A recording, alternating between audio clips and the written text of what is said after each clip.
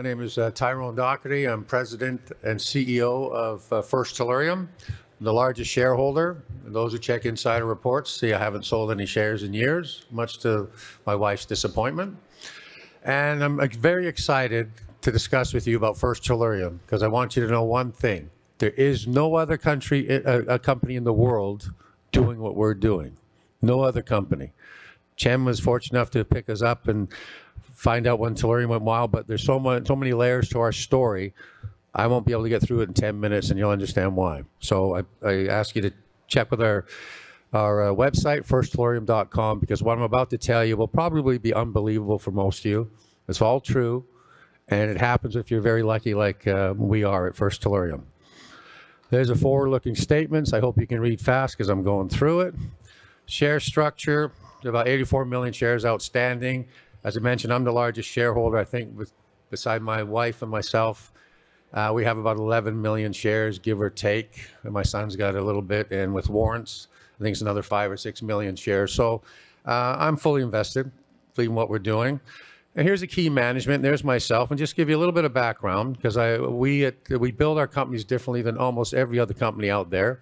We make sure that our assets are solid.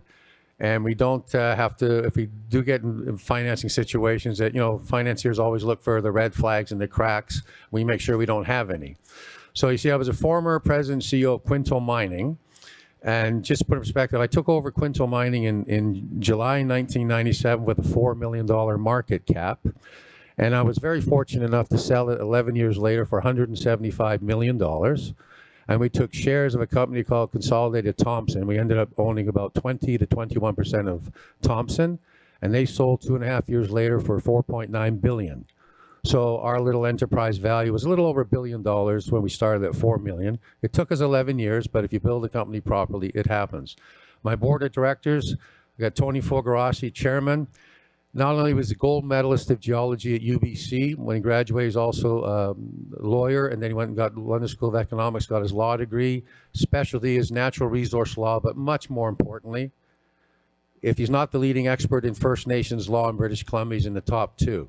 And that's important. If you're serious about building a mine in Canada, specifically British Columbia, if you don't have a relationship with the First Nations, there's no point. You're not really being serious, okay?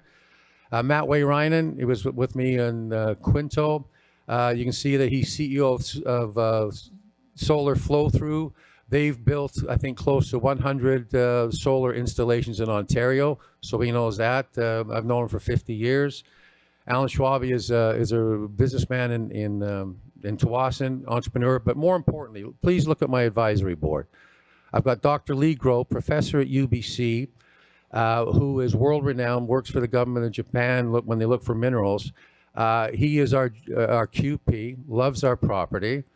And the other 4 gentlemen you see right there are all from First Solar. Chen talked about them. Fun show, as you'll see later on. He was our vice president. If he's not the top metallurgist in the world for minor metals, he's certainly in the top 2. James Gullinger is a fellow that was in charge of all of their property acquisitions around the world when First Solar is looking for them. And John Keller and George Klemick, we forgot the K there, were geologists that worked on all of their projects and ended up buying the Klondike property from First Solar, and we optioned it from them.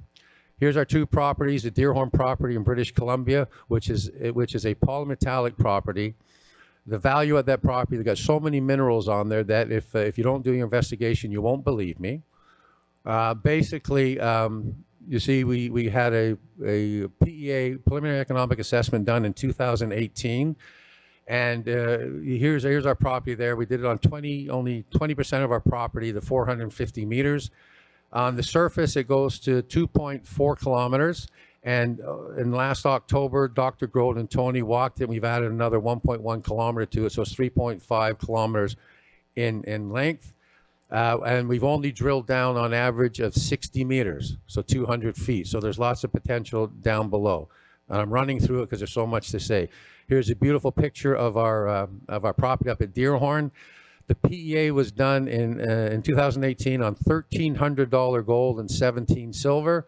And it said we had a 42% IRR after tax.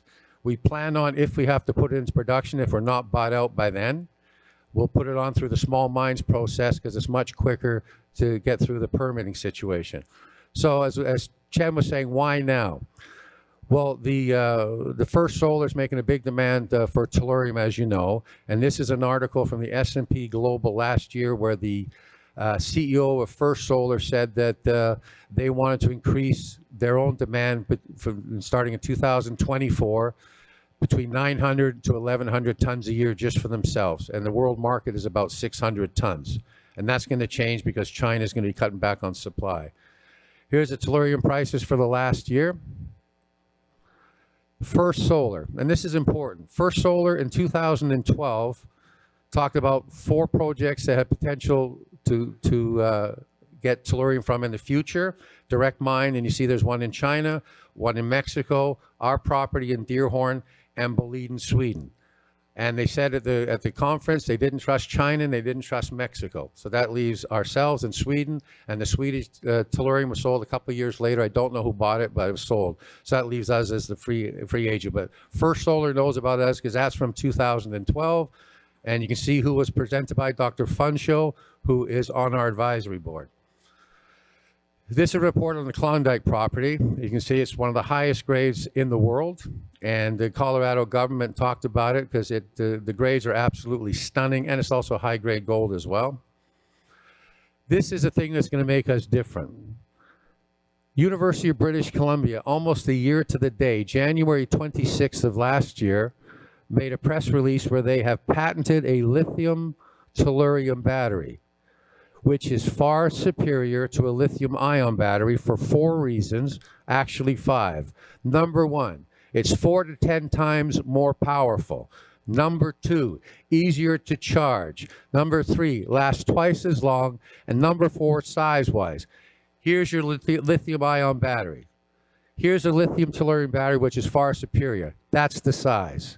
So what does that do for weight when it comes to EV or anything else? And the 5th advantage, which is kind of important, is that it's a solid-state battery, which means it cannot catch fire.